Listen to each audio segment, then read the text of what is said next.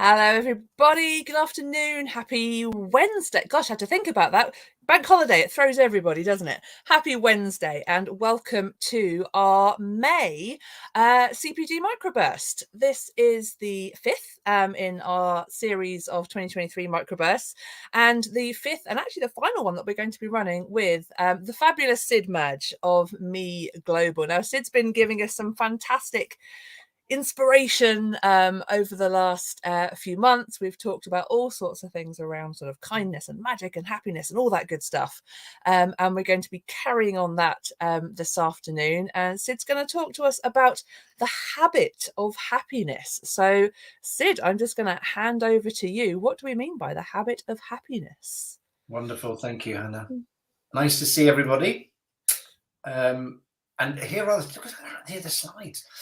The wonderful world of happiness. It's an interesting word, isn't it? Kind of happiness, really. And yeah, we'll explore that in a minute. So in terms of housekeeping, we are going to record this so that other people can get benefit from it. Please do enjoy it. I mean, honestly, take notes. Really, really important. It's so funny. We do a lot of work in education. And I am amazed at how many times I'm in front of an audience, even if it's for 10, 15 or 30 minutes, 2 hours or whatever. The amount of times that people don't take notes. It's like nobody is a photocopier. Nobody is a recorder. Take notes because there is some good stuff. And please do share the good stuff. I mean, there was a brilliant gentleman a few weeks ago, actually, who shared the video, and he's based in Australia. And he said it was so useful just to go through the kindness stuff. And again, share it. We need more of the good stuff. So, good afternoon. So this is the last session before the VMG Congress on the 8th of June. So hopefully we will see you there. I think it's going to be a fantastic, well, it is going to be a fantastic event. It'd be nice to meet people live. I'm going to be doing a couple of sessions or an extended session on the 8th. And it's all going to be around the stuff that we've been talking about, the last sort of 5 months and things. So we're really looking forward to doing that. So let's have some checking in scores. So 0 being rubbish, 10 being absolutely fantastic. Where are we at? I am checking in at a 10. And the reason why I'm a 10, because I decided many, many months ago that if this was the last day that I was going to be on this earth, which it could be, I do not know what's going to happen today, I would really like to hit a 10. And I spend my day trying to think how I can kind of deliver on that number. So let's have some checking in scores. Drop those into the chat box. Brilliant. Good. And what's really good with checking in scores, the thing that I love about it is it gives you a really good read on yourself, but also on others. Do this with your teams or with your family or whatever. But actually, if we put a 7, 6, 8 or whatever number it is, you kind of think, well, okay, I know that I'm an 8. So what would I need to do to jump to a 2 or jump to a 10? In other words, if there's 2 digits missing, what would need to change, to do that? And it's something I'll explain and kind of explore later. Love this as well. What one word did you use to describe yourself? And as you know, 8 years ago, this is how it all started when I asked a group of young people in a classroom what one word they would use to describe themselves. And they were only 14, 15 years old at the time. And the first lad said weirdo. From that, entered into a whole different conversation about why do we think the way that we do? How can we change those thought patterns? How can we change those behaviors to be more kind of positive, really? And it's interesting, isn't it, the kind of world of happiness? Because, there's a brilliant book by Michael Singer called The Untethered Soul. Brilliant, brilliant book. And in there, he asked this one question, which I remember reading the book years ago. And he said, do you want to be happy? And I remember reading that and stopping and going, well, what a brilliant question. And my answer obviously was yes. And I'm sure that everybody else's answer is yes. And then it's kind of like, well, what's stopping us? So as part of that one weirdo kind of answer, I did loads of research, as you know, into the world of kind of human beings and what makes us us. And then started this organization called Meee. We've had, tens of thousands of people through our programs. We work with some amazing people. We really do. We work with people who are really in a hard place in society, might have been excluded from school, to help us change that thinking. And, our work is based on science, it's based on neuroscience, it's based on a whole bunch of stuff, because that's what makes human beings human. And it's not just about one book, it's not just about one film, it's a whole plethora of things that we include in our lives. And This is something I'll be bringing to the Congress. If you'd like a copy, physical copy of the books, there's a code that you can use, and we'll be selling those at a wonderfully discounted offer. And this is hugely important. None of what you hear from me, from Hannah, from anybody in your life is more important than what you tell yourself. It really isn't. And, you know, you can watch the greatest film, you can read the greatest book, you can meet an amazing person. But ultimately, it's that script, it's that kind of language, it's those notes, those mental notes that we take away are the most important thing, you know, to us and for us. And again, you know, none of what you hear from any organization, and I've worked with some amazing organizations and some really unamazing organizations too, is more important than ultimately what you tell yourself too. Because ultimately we come back to this question, which is, what does it mean to me? And as you know, I mentioned earlier, I do a lot of work in it, or we do a lot of work in education. And, you know, we're finding that, especially in further education, there's a lot of young people and universities, kids are really struggling, people are really struggling, and in work too. And ultimately, you can publish, you know, amazing mission, vision, value statements. You can post to them, plaster them all over the walls, and put them in videos and stuff. But ultimately, that person who's sitting there will just say, well, what does it mean to me? How does this affect my life? How can I be better?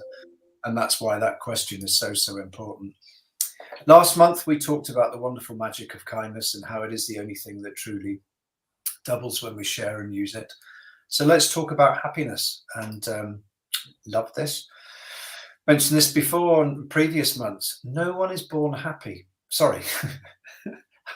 I'll have to rephrase that. No one is born unhappy. Absolutely not. You know, when you think of every human being, you think of every kind of, you know, creature that's born, we are wonderfully adaptable. We are born literally and hardwired to survive and to struggle and to create things. You know, we're amazingly creative.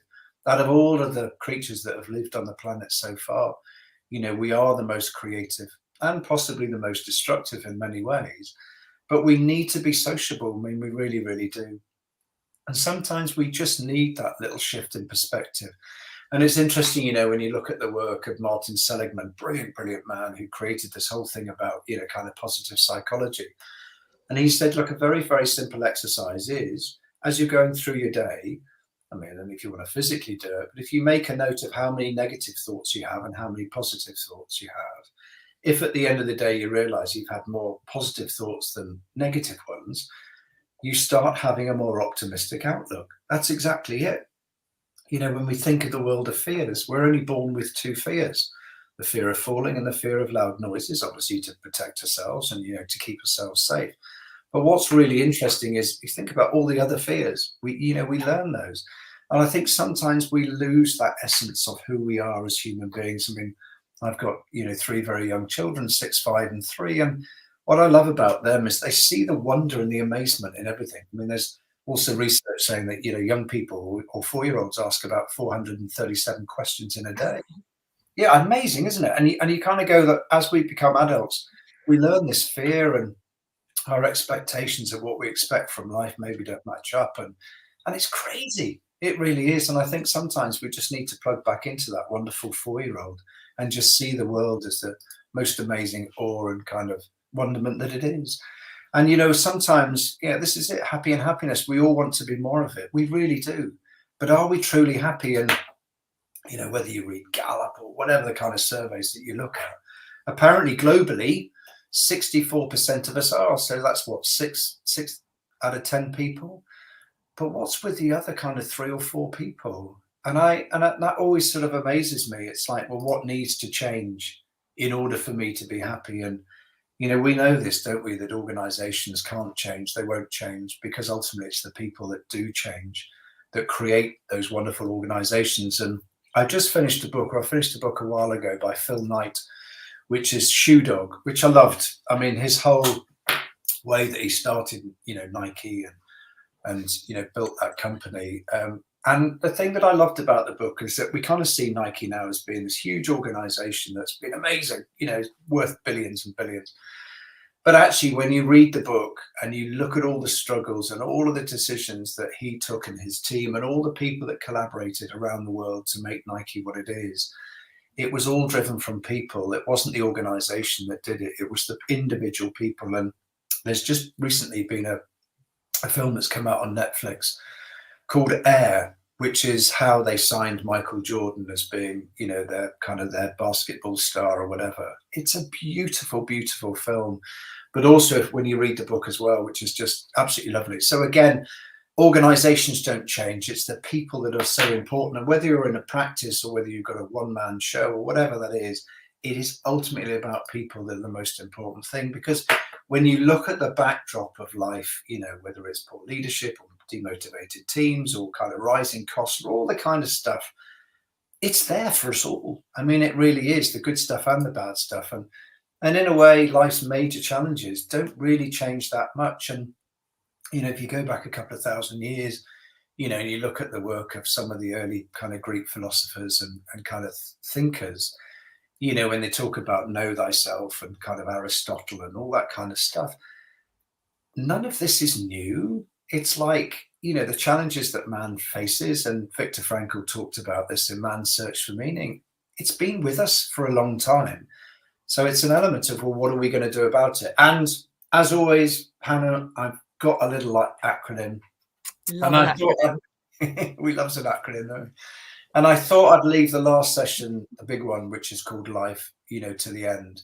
And for me, the L stands for live. And I know that sounds a little bit trite, but it's like, do we truly live?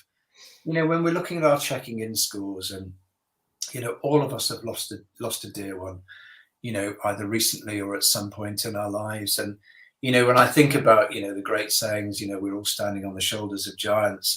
And it's true, we are. When you think back of all the generations, I was talking to a wonderful man yesterday who's in the maritime industry, and his grandfather served in the First World War and the Second World War, and he got an OBE. I mean, just an amazing thing that he went through just as a seaman, and worked at the Royal Navy and was an engineer or whatever. But when you think of all the things that they did in their generations to create the freedom that we now enjoy, you know, that's that question: do we truly live, and do we truly actually look at where we've been able to come from in terms of, you know, that we have our freedom? So it's a really good question. And the reason why I've got that graphic, it's one of the chapters in my book, and it's something that I do as a daily practice. At the end of every day, when I go to bed, head's on the pillow, and I'm just about to go to sleep, I go through a little grateful list of things that I've learned for the day. But also I look at the trash, and I kind of think of the trash that I've kept in my head, or something that's happened, maybe hasn't gone my way during the day.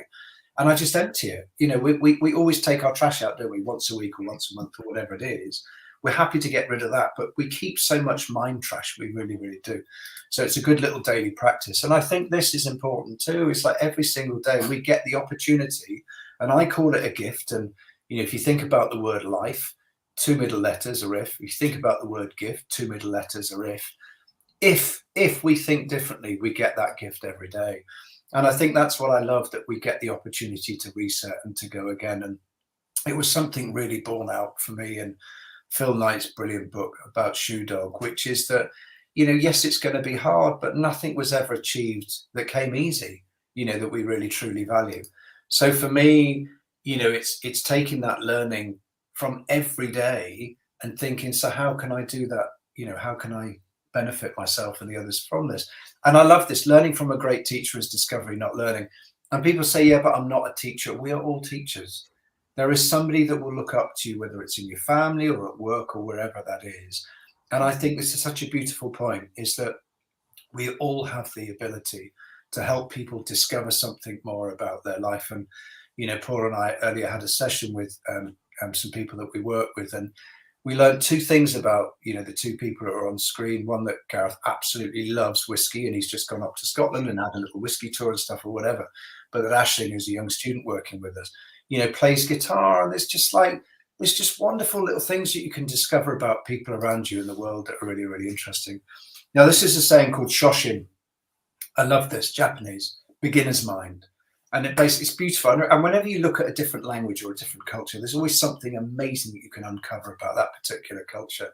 But what I love about this saying is that literally beginner's mind means that every day we reset and we start with a beginner's mind. We clear the slates. We wipe the slate clean and go, let's learn again.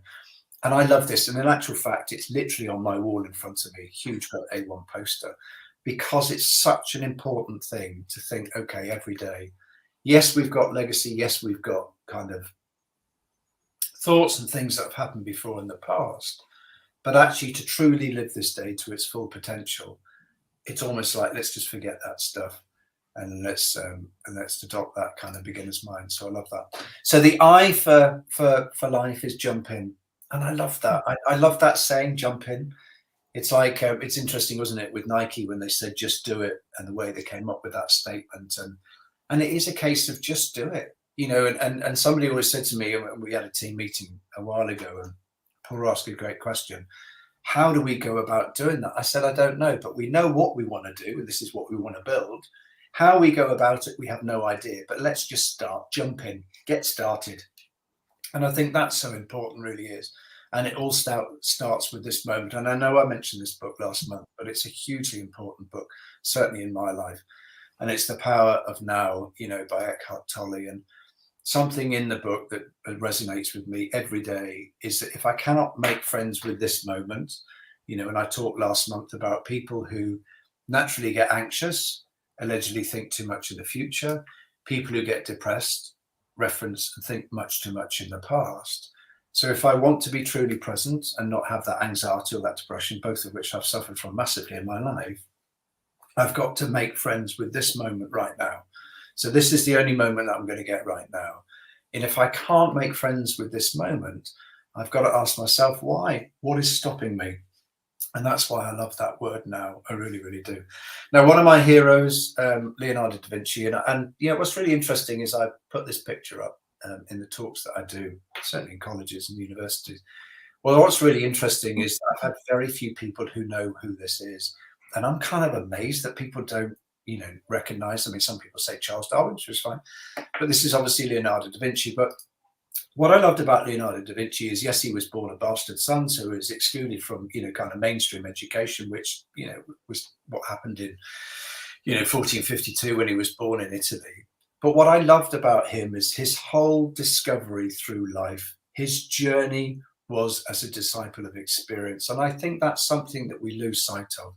We get kind of stuck in the weeds of the doing of life, but we don't get, you know, into the kind of the knowledge and the discovery of the experience of it all. And I can remember when I was at school, there were two books or two magazines, Look and Learn, and I think The Wonderful World of something or whatever, or the Book of Wonder or whatever. And I remember every month that it used to come out, you kind of flick through the pages, and there was always things to discover. And I just loved that about Da Vinci, was that he used his life as a disciple of experience. And many of the things that he wrote in his journals and his notebook, and he was, you know, fanatical in taking notes and kind of making journals. But what was really lovely is that, you know, one of his theories of fluid dynamics, it took science 350 years to catch up with what he was discovering. It's an amazing guy. And there was something that I found, and I don't know why I came across this the other day, Anna, but I just did. Anyway, so I was Googling something or whatever, and I came across this thing that apparently snails, because we all like a nap, right? The older you get, you like a bit of a nap, and I love a good nap too, and so do my kids. But what was really interesting is that they apparently the person or the creature that naps for the longest is the snail, and a snail can nap up to 3 years. And okay, That's not a nap. That's a hibernation. well, they actually call it an estivation, but absolutely, absolutely. But when conditions are not particularly favourable for the snails, so there might not be enough moisture, they basically cover themselves in mucus and they go for a long nap. And what's really lovely is they literally can sleep for up to 3 years, which is brilliant. But actually, I think on average, they sleep between 13 to 15 hours. But what's really lovely is that after they've had that extended nap, obviously not for 3 years, but 13 to 15 hours, they apparently have a huge burst of energy for about 20 hours. And apparently they do all the things on their snail list, which I think is really, really lovely. So there we go. So that was a little enjoyable fact. And for me, the F of life is F is for fast. And I don't mean live life in the fast lane. That is not what I'm saying, because I do believe in the power of now. But I almost love this saying about failing fast. And when you look at organizations like Google, who naturally write in a 40% failure rate into everything they do, I think this is something that we as human beings, we don't like to do. We don't like to combat change. We don't like change. But what's really interesting is actual fact, if we embrace and enhance failing and getting stuff wrong, then it just becomes part of that process of kind of living life to the full. And I always love this. There's two kinds of people, aren't there? There's kind of knowing people. Yeah, I know that. or there's learning people, which is great. That's going to help me discover stuff, which I really, really love, that whole thing about failing fast. And I also love this too. It's that question, isn't it? Why is this happening to me? And we can all live in victim mode, or we can kind of live in victor mode and victory mode to kind of go, well, actually, this is teaching me something, you know. And the great kind of prophet or whatever, or poet Rumi says that, you know, the light finds us where it needs to, in terms of, you know, where sometimes, you know, the damage is the most apparent. So again, I like this. So what can this teach me? And true belonging doesn't require us to change who we are. We're great. We're amazing. Every single, you know, one of us, 8 billion of us, we're magical little beings, but we just need to be who we are. And I think that's where, you know, our courses, that's what we help people, you know, enable us just to find their own magic in some way. You're going to love this one. This is kind of 2,000 years old, and E is for eudaimonia, which is a lovely, which is quite difficult to say. So eudaimonia. But what's really lovely about this word, and it was invented back in kind of Aristotle's time, so this is over 2,000 years old. And I'm going to talk to you about the wonderful rule number 6 as well. But what's really lovely is that literally eudaimonia literally means doing and living well. And I love that as a thought. It's like, okay, so how am I doing and living well? Great, great question. And for me, this is a great question. So what evidence do I need to find that I'm doing, so there's stuff that I'm doing, but also that I'm living really, really well? Now, I've created a little formula. So for me, it's my values. So my 3 pivotal values, of which I do write on my shower wall out of the steam on the window every morning. I know it sounds a little bit odd, but I do. Love, joy, and fun, right? But also for me, it's around courage. And Brené Brown talks about this in Daring Greatly and all those other great kind of books that she's written. But also about wealth. And I don't mean financial wealth. I mean wealth in terms of knowledge. So for me, my little eudaimonia kind of formula is my values. How am I living those every day through my children and the work that I do? But also what is giving me and enabling me to have the courage, but also to seek the wealth of kind of knowledge and kind of furtherment in terms of my life, to enable me and those around me to kind of flourish. So I just love that whole thing about eudaimonia.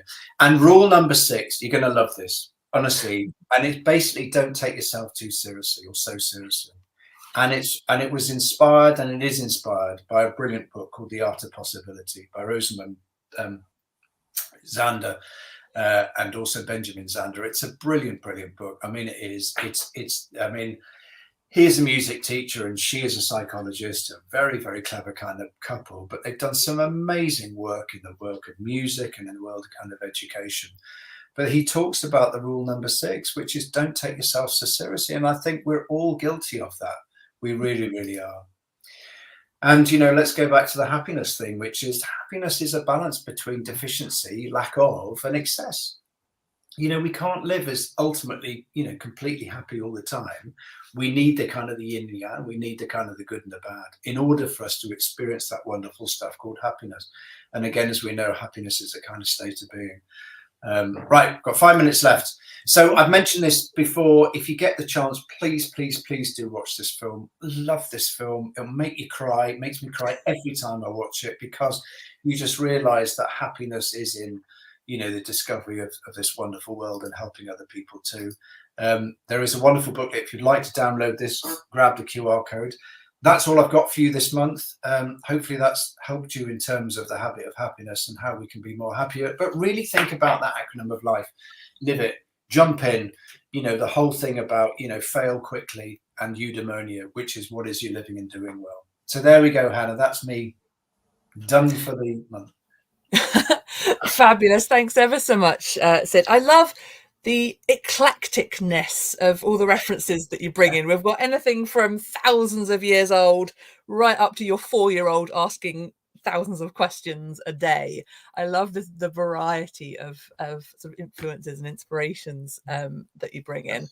And I love the idea of this sort of living and doing well, and staying curious about what sort of life can offer and what you can learn as well. That's certainly one of my fundamental values as well. So thank you very much for sharing that with us. Some really positive comments coming in the chat, so thank you very much. As Teresa says, she loves the idea of a snail having a to-do list. I know, wouldn't that be lovely? I mean, where well, would you put it? I suppose you'd write it on the inside of your shell, wouldn't you?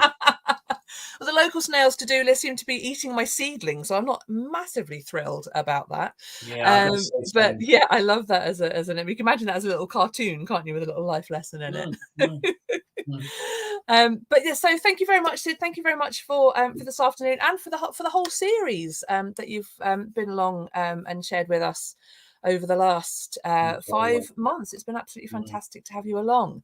And for you and for everybody else as well, Sid will be one of our fabulous speakers, as he said, at VMG Congress, which is now next week. Isn't it? Which has come around incredibly quickly. So we absolutely cannot wait to see you and everybody else there in lovely Stratford-upon-Avon, 8th and 9th of June, next Thursday and Friday. We've got a fantastic programme. Sid is running one of our workshops on the Thursday, so we're really looking forward to that. But if you would like to join us, vmgevents.co.uk, do get your tickets. And we would very much love to see you there. So thank you very much, Sid. Thank you very much, everybody, for watching.